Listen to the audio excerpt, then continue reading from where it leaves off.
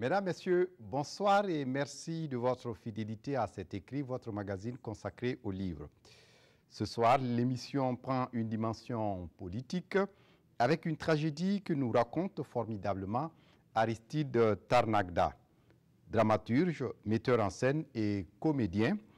5 ou la patience des morts est d'abord un spectacle avant d'être un ouvrage publié aux éditions Lancement Éditeur en Belgique. Aristide Tarnagda est notre invité ce soir. Bonsoir. Bonsoir Fousseni.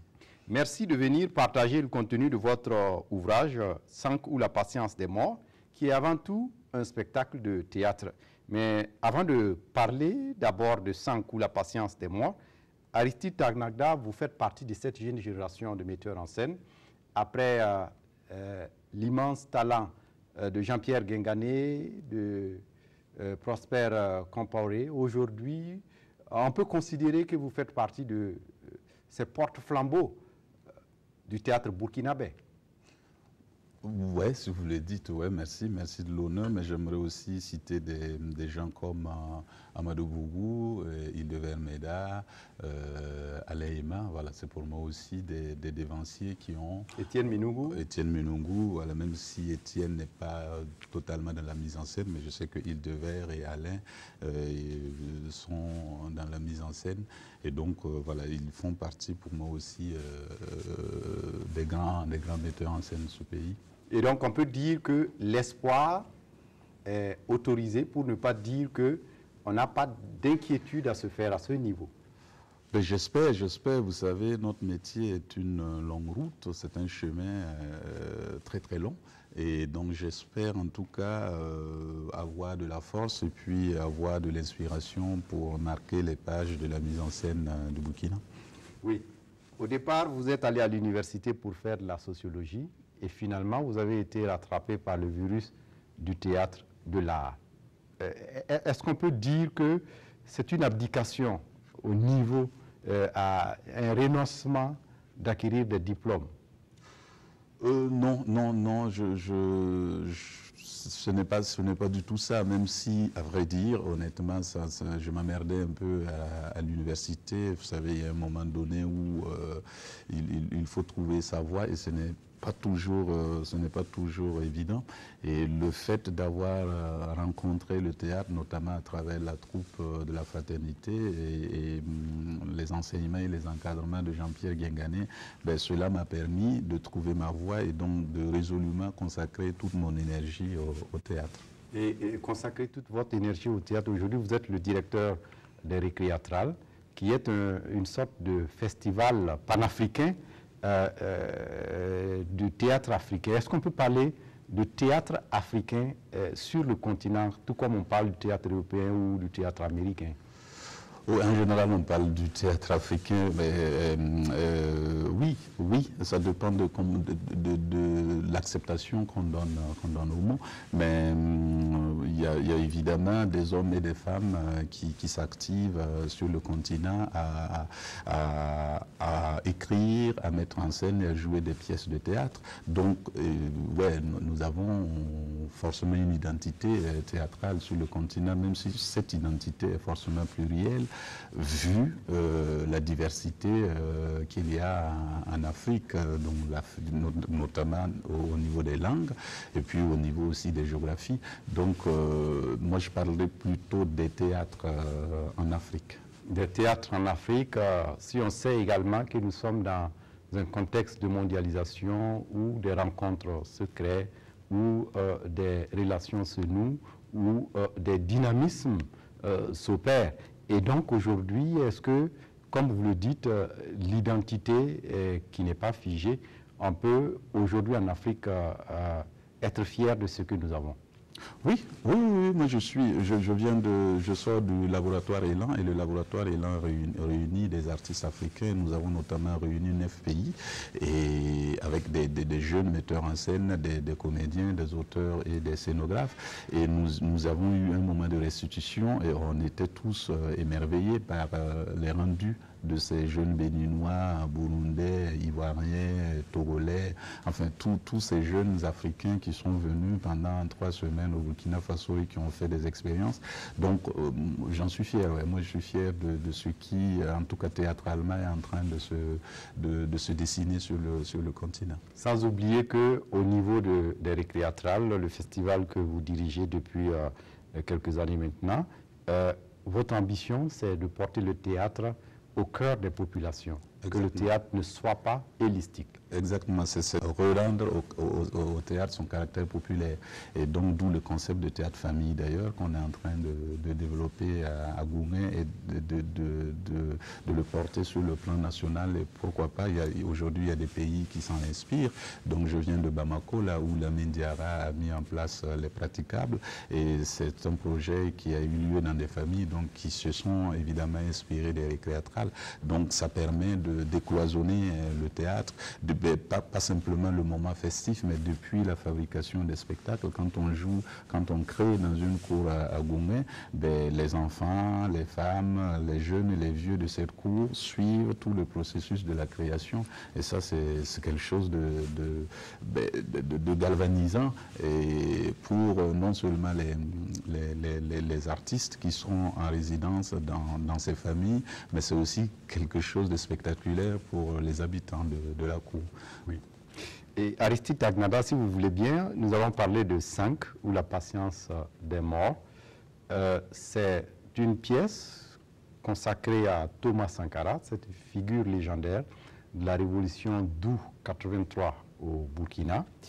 Il est arrivé au pouvoir en 1983 et il a été assassiné le 15 octobre 1987. On vient de célébrer le 30e anniversaire de sa disparition. Et le coup d'État au cours duquel il a été assassiné a été organisé par son alter ego, celui qu'il considérait comme son frère, Blaise Compaoré. Et le livre, tout comme le spectacle, s'attache au dernier moment, pour ne pas dire les dernières minutes de la vie de Thomas Sankara. Est-ce que pour vous c'est intentionnel ou est-ce que vous vous êtes laissé aller par l'histoire? Alors, c'était déjà très difficile et compliqué de s'attaquer à Thomas Sankara parce qu'on sait tous que c'est un immense. Voilà, c'est une immense personnalité. Et donc, pour écrire une pièce, on se laisse, on s'ouvre aux idées.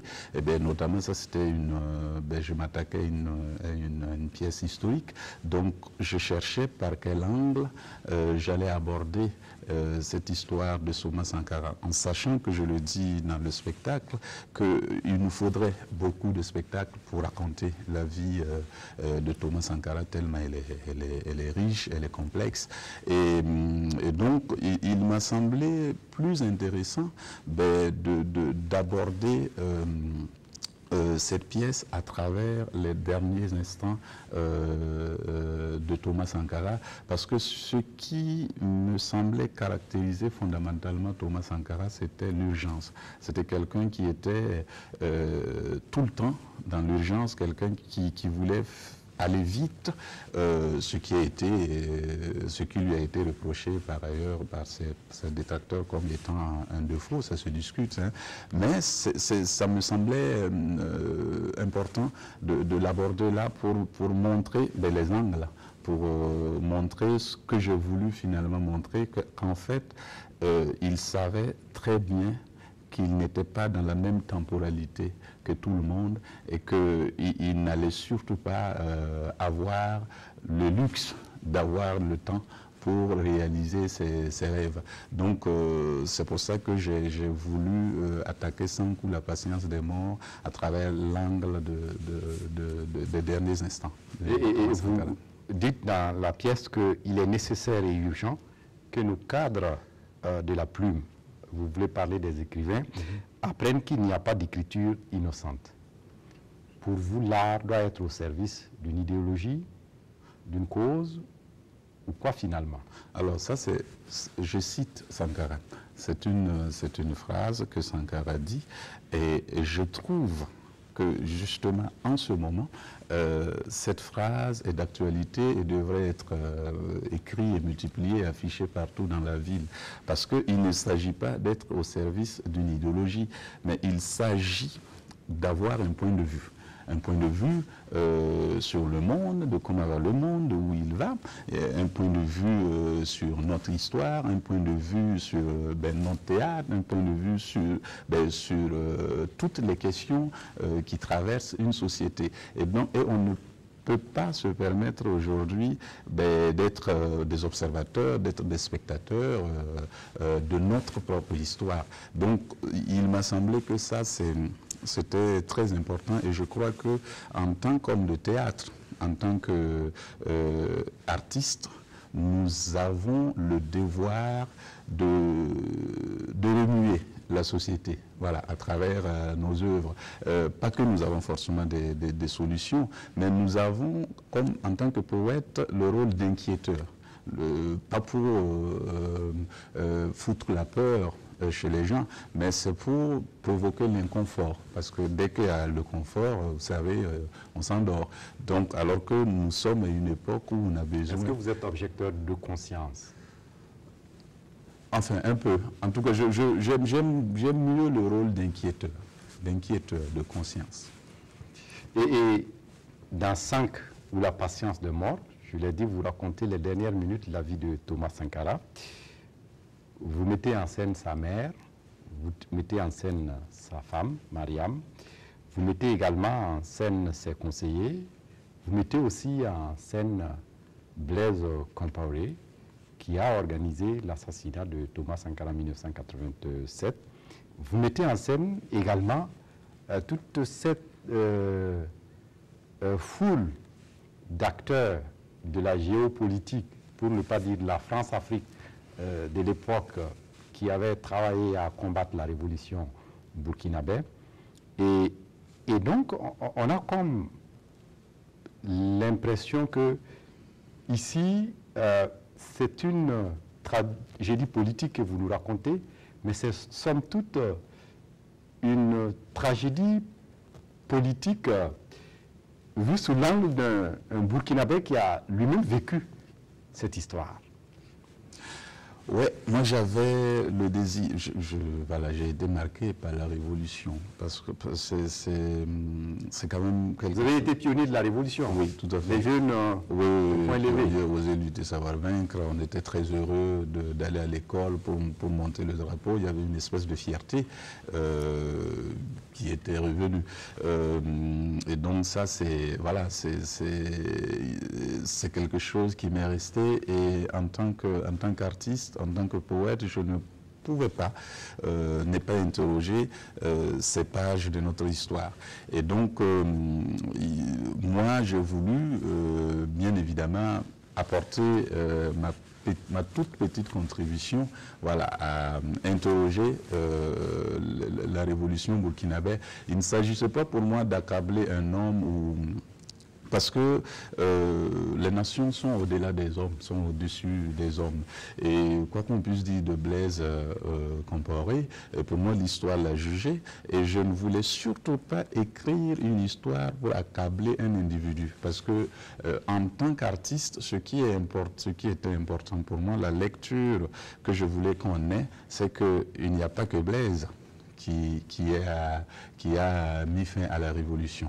Il y a tout ce que vous avez, toute la mafia internationale, il y a tous les à côté, et puis il y a aussi le peuple lui-même, par son refus du sacrifice, pour des raisons objectives, hein, parce qu'ils ne comprenaient pas, parce que voilà, ça allait vite, enfin bref, il y a tout un ensemble de choses qui faisaient que ce peuple ne comprenait pas, mais on s'est quand même appuyé sur ces objections pour dire, voilà, même ton peuple n'est pas avec toi, et donc pour avoir des arguments pour venir à bout de la révolution. Donc voilà, c'était comment restituer les responsabilités de chacun, d'où le fait de l'aborder aussi sous l'angle de l'intimité, voilà, d'où la mère, d'où l'épouse et d'où l'ami. Voilà. Et sous l'angle de l'intimité, vous nous racontez formidablement cet homme fascinant qui avait un immense projet pour son pays et pour son continent, l'Afrique, et somme toute un projet qui relevait quelque part aussi d'une utopie. Est-ce que pour vous, on construit le monde que par le rêve, par l'utopie? Oui. Il n'y a que des rêveurs qui ont construit ce monde. Et je crois que tout le problème est là. Tout le problème est que ce monde est un peu en panne de rêve, ou en tout cas d'enfanteur de rêve. Des gens qui... parce que qu'est-ce que l'utopie? L'utopie, aujourd'hui, est devenue quelque chose d'absolument péjoratif. Or, c'est par l'utopie que le monde s'est construit. Mais quand vous prenez une caméra, ça part d'un rêve. Voilà. Donc, c'est un rêve. Rien n'est impossible sur cette terre. Or, aujourd'hui, ceux-là qui voudraient nous endormir, nous emprisonner, faire de nous des consommateurs, nous font croire que rêver est absolument une chose monstrueuse, une chose qui freinerait la marche de l'histoire. Or, l'histoire ne marche que par le rêve.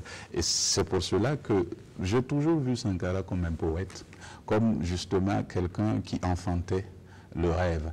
Et quand on enfante le rêve, on devient immortel. C'est pour cela que son propre ami intime, qui le connaissait très très bien, c'est-à-dire Blaise Compaoré, dit dans la pièce, nous perdons notre temps, ce type est immortel. Et donc, une fois que nous l'aurons tué, nous lui aurons rendu service, parce que c'est en ce moment qu'il va s'enfanter dans la conscience des milliers de jeunes du monde entier, et que nous aurons chaud. Donc, je pense que sans utopie, sans rêve, et ça, c'est même pas les Blancs qui nous l'ont appris, c'est quelque chose, les contes. C'est inné. Le nom de famille de tout un chacun ici est un poème, est une utopie. Voilà. Et dans la tragédie du roi Christophe, Christophe pose ce problème des esclaves qui ne savent plus à quoi leur appelle leur nom. Voilà, donc nous avons, je prends souvent l'exemple des travaux champêtres. Moi, j'ai été au village, j'ai cultivé, on ne prenait pas les tarmazoles et machin pour pouvoir nous décupler, nous dépasser. C'était avec la poésie, c'était avec l'utopie, qui faisait que tu pouvais cultiver du matin au soir les champs de X ou de Y sans... des superficies entières. Entières, sans te sentir du milieu ou quoi que ce soit. Donc, il faut qu'on se rende compte que nous devons investir dans le rêve. C'est absolument nécessaire. Mais sans ça, les gens iront prendre des tarmazoles, les gens iront zigouer, les gens reviendront nous tirer sur quoi même commun. Oui. Et l'œuvre Sankara 5, où la patience des morts elle est politique, est-ce que le dramaturge est sankariste? Forcément. Enfin, à ma façon, c'est très difficile d'être sankariste. C'est très difficile, mais je sais d'être un tant soit peu sankariste, parce que moi je n'idéalise pas Sankara, je n'en fais pas un messie ni un prophète comme lui-même le disait, mais c'est quand même lui, c'est quand même ses tripes, c'est quand même sa vision des choses, c'est quand même sa maturité. Mais sankariste, si le sankarisme est une espèce de repère, de chemin, d'horizon, voilà. Je suis sankariste parce que j'essaie de regarder de temps en temps dans son héritage pour pouvoir continuer ma marche. Oui. Et peut-on parler de théâtre sankariste ou de sankarisme dans le théâtre?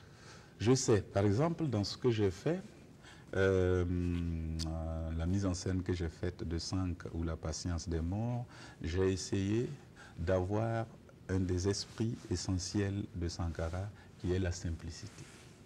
Voilà, de faire de rien quelque chose. je pense que si ce monsieur a laissé un héritage aussi très important pour nous, qui est à enseigner, à propager, c'est ça, c'est qu'on peut, avec rien, faire quelque chose. D'où le fait que cette mise en scène soit sobre, que sa table, voilà, comme lui-même a vécu, très simplement et très modestement. Oui. Et justement, parlant de cette mise en scène pauvre, on a comme l'impression que vous obéissez à cette logique d'esthétique imposée par les festivals, par l'international. Sinon on ne peut pas comprendre que vous réduisez pratiquement une si belle histoire de Thomas Sankara à 3 acteurs qui jouent plusieurs rôles. On aurait pu peut-être avoir toute une foule sur la scène pour rappeler l'étendue de la révolution de Thomas Sankara. Mais je ne suis pas mort. Hein. Vous voyez que ce que j'ai écrit dans le livre, j'ai écrit une histoire. Après, une réalité de production. D'accord? C'est-à-dire la réalité de la production théâtrale aujourd'hui, c'est que plus tu as un monde sur le plateau, plus le spectacle a du mal à circuler. Ce n'est même pas en dehors... Donc vous obéissez à ces logiques imposées par les festivals. L'esthétique imposée par les festivals. Ça n'a pas été commandé par un festival. Ça n'a pas été... Le théâtre, c'est avant tout une question de compagnonnage. Ce spectacle a une histoire. C'est-à-dire, c'est d'abord l'histoire du théâtre éclair. C'était la compagnie de Alain Aima avec le théâtre de la Guimbarde qui voulait travailler sur les héros. Ils ont eu besoin d'un poète. Ils m'ont fait appel. Et ils avaient déjà leur distribution. Parce qu'ils travaillent en compagnonnage. Et moi, j'arrive avec ça. Mais maintenant, c'est-à-dire, c'est comment, en tant que créateur, avec 3 personnages, 3 acteurs, une actrice, 2 acteurs et un musicien, comment j'essaie de rendre l'histoire de Thomas Sankara. Tel a été mon défi quand on m'invite à ce projet. Et ce n'est pas, je n'ai pas du tout travaillé à rabaisser, à appauvrir l'histoire de Thomas Sankara. Au contraire, c'était même beaucoup plus stimulant pour un acteur et très intéressant pour Alain Aima, par exemple, de jouer à la fois Thomas Sankara, Blaise Compaoré, et de jouer le banquier africain et Saforata Kaboré d'interpréter à la fois la mère de Thomas Sankara, la femme de Thomas Sankara, la femme de Blaise Compaoré. Voilà. Donc finalement, on s'est retrouvé à tracer des figures. Et c'est peut-être ça qui est plus intéressant. Et à l'image d'Antigone, une tragédie grecque, une saison au Congo avec un héros comme Lumumba, la tragédie congolaise par un Français de la Martinique, Aimé Césaire en l'occurrence. Est-ce qu'on peut dire que Sans coup la patience des morts est une tragédie burkinabé ou une tragédie simplement au Burkina? Les deux. J'ajouterais même du fait qu'elle soit burkinabé au Burkina et donc une tragédie humaine. Parce que je reconnais du Antigone chez Sankara, je reconnais du Lumumba chez Sankara, et finalement l'universalité se retrouve dans la singularité. Et elle est une tragédie burkinabé parce que de par l'histoire, elle a lieu ici. Ce sont les femmes et les hommes burkinabés qui ont porté cette histoire, qui sont responsables de cette histoire. C'est une tragédie burkinabé, parce que voilà, ce sont des Burkinabés qui ont vécu cette histoire. Donc, mais ça suffit. Ces deux dimensions suffisent pour en faire une tragédie humaine. Oui, et toujours en lien avec cette histoire, quelle est la part de l'histoire dans Sank ou la patience des morts et celle de la création dans l'œuvre théâtrale? Parce qu'on a comme l'impression que vous convoquez une biographie officielle de Thomas Sankara. Vous ne sortez pas des sentiers battus. Et pourquoi avoir choisi cette facette? Est-ce que c'est intentionnel? Oui, oui, pour être au plus près de l'histoire, je ne vais pas inventer quelque chose qui a existé. Parce que l'histoire, on la connaît. C'est comme quand Aimé Césaire écrit la tragédie du roi Christophe. Il est obligé de se documenter. Il y a des choses qui ont... C'est le théâtre documentaire, quelque sorte, qui demande ça, qui recommande ça. C'est comme une saison au Congo. Tu es obligé d'aller te documenter parce que ça a eu lieu, parce que les gens sont au courant de... Mais là, il y a tout de même une création, ne serait-ce que dans la langue, dans l'écriture, dans comment l'histoire est tissée. Ça, c'est un. Et deuxièmement, dans la structuration de la pièce. Vous voyez que la pièce commence quand Thomas est mort. Et Thomas se relève pour raconter, pour nous livrer son histoire à travers la voix du peuple. Donc, la création a lieu à ce niveau. Mais l'histoire de Thomas Sankara, c'est difficile de l'inventer ou de la réinventer puisqu'elle a existé. Et en tant que créateur, vous aurez pu peut-être retrouver d'autres facettes que vous pourrez plus enrichir davantage? Je considère que ce n'est pas fini. Et Blaise Compaoré à présent, ouais. Vous l'avez dit, Aristide Tarnagda, Blaise Compaoré est présenté dans Sans ou la patience des morts comme un anti-héros de Thomas Sankara. Mais si Blaise était le héros d'une autre tragédie qui a commencé le 15 octobre 1987 et qui s'est achevée un certain 31 octobre 2014. C'est possible. Je vous avouerai même que pendant qu'on répétait ça, j'ai eu envie d'écrire une pièce sur Blaise Compaoré, qui serait un héros, mais héros de cette histoire, pas héros dans le sens où Sankara l'a été. Mais je veux dire que moi, mon rôle en tant que poète n'est pas de juger. Mon rôle en tant que poète est de proposer des pistes d'analyse. Que les gens ils comprennent, qu'ils fassent leur chemin, leur propre parcours et tirent leurs propres conclusions. Comme je le dis, l'histoire a jugé Blaise Compaoré. L'histoire l'a jugé. Moi, je ne vois pas la nécessité d'écrire une pièce de théâtre pour tirer sur Blaise Compaoré.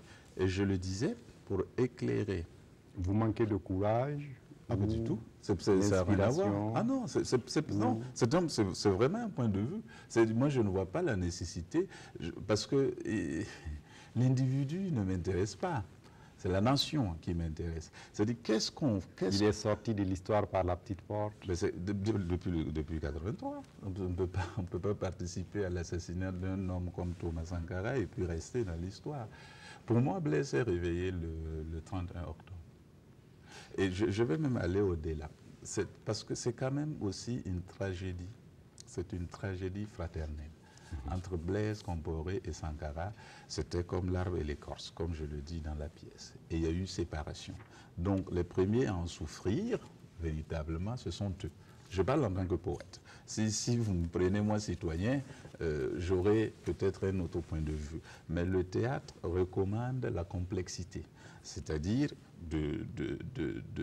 d'ouvrir les champs des possibles pour que chacun puisse être éclairé et pour que chacun puisse prendre sa route. Mais si c'est manichéen, si c'est pour dire, bon, il y avait les bons et les méchants, je pense qu'elle était beaucoup plus complexe. Et cela ne nous permet pas de faire, d'être attentifs prochainement. C'est-à-dire que quand même, moi je ne crois pas que Blaise soit sorti indemne de cette histoire.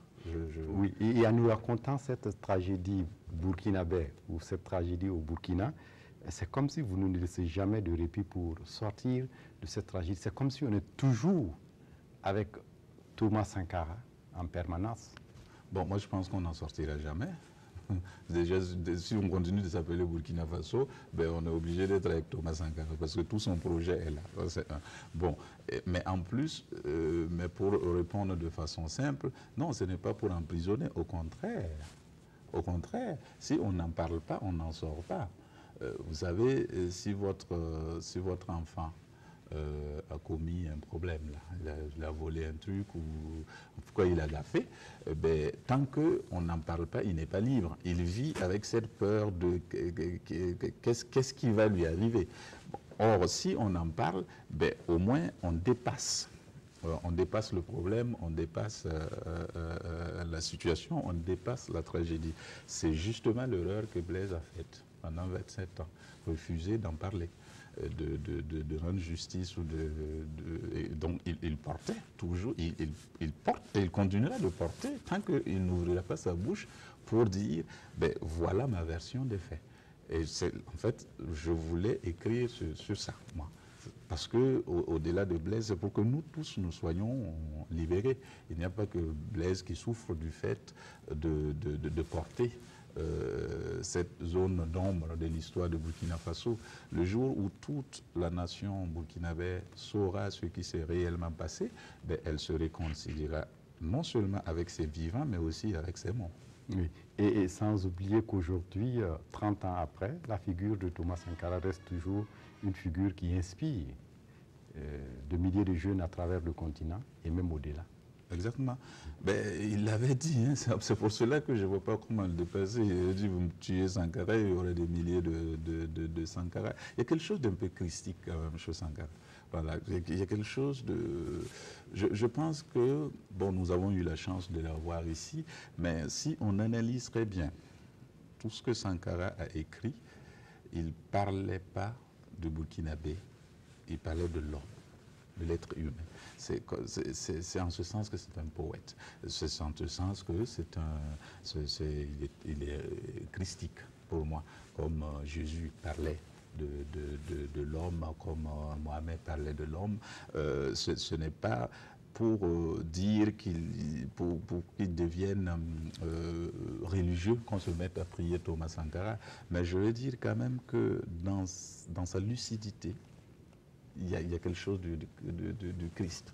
Voilà, chez Thomas Sankara, dans son engagement, dans son sens du sacrifice, dans son sens du commun, c'est-à-dire dépasser le je pour le nous, il y a quelque chose de fondamentalement christique chez Thomas Sankara. Et ce qui est intéressant également dans votre pièce et dans le livre, Aristide Tarnagda, on l'a connu, grand poète devant l'Éternel. La plupart de vos pièces sont enrichies, pour ne pas dire se distinguent par cette poésie portée à un certain niveau. Mais pour le cas de Sankara, personnellement, on a comme l'impression que c'est une œuvre qui démontre. Est-ce que vous n'avez pas eu le courage d'aller plus loin que les autres pièces? Bon, peut-être que voilà, c'est un point de vue, peut-être que je n'ai pas pu aller plus loin que les autres, mais ce que je veux dire simplement, c'est qu'il était aussi difficile d'aller au-delà de la poésie de Thomas Sankara. Parce que comme je vous l'ai dit, je le considère comme un poète. C'est pour cela que la charpente de la pièce, ce sont ses discours. Quand quelqu'un arrive à l'Assemblée nationale, et vous sort, je viens vous apporter le salut fraternel d'un pays de 274 000 km² où 7 millions de femmes, d'enfants et d'hommes refusent de mourir d'ignorance, de maladie et de faim. C'est un poète et qui arrive à dire simplement... Donc Aristide Tarnagda laisse parler Sankara le poète. Il fallait être la poésie d'Aristide Tarnagda se met au service, j'étais au service de la poésie du poète Sankara. En tout cas, pour nous, ça a été un plaisir de vous recevoir pour parler de Sankou, la patience des morts, à la fois du spectacle, mais également de l'ouvrage publié à Lancement Éditeur. D'autres projets, certainement? Oui, là je viens de boucler le laboratoire Élan des récréatrales, et donc on est en train de préparer, vous savez que l'année 2018 c'est l'année d'une nouvelle édition des récréatrales, et pas des moindres, ça va être la 10e édition, donc voilà, elle va être très importante, et donc on est en train de se mobiliser, non seulement artistiquement, mais sur le plan de la production, voilà, pour pouvoir organiser un événement à la taille quoi, de ce que sont en train de devenir les récréatrales. Donc voilà, je suis sur ça, mais je vais aussi à l'invitation de mes amis en Guinée participer à l'univers des mots. Voilà. Merci d'être venu, Aristide Tarnagda, nous parler de Sankou, la patience des morts, mais également de votre travail de metteur en scène. C'était un plaisir de vous avoir reçu sur ce plateau. Plaisir partagé. Ouais. Voilà. C'est tout pour ce numéro de cet écrit. Merci de votre attention et à très bientôt pour un autre numéro. Au revoir.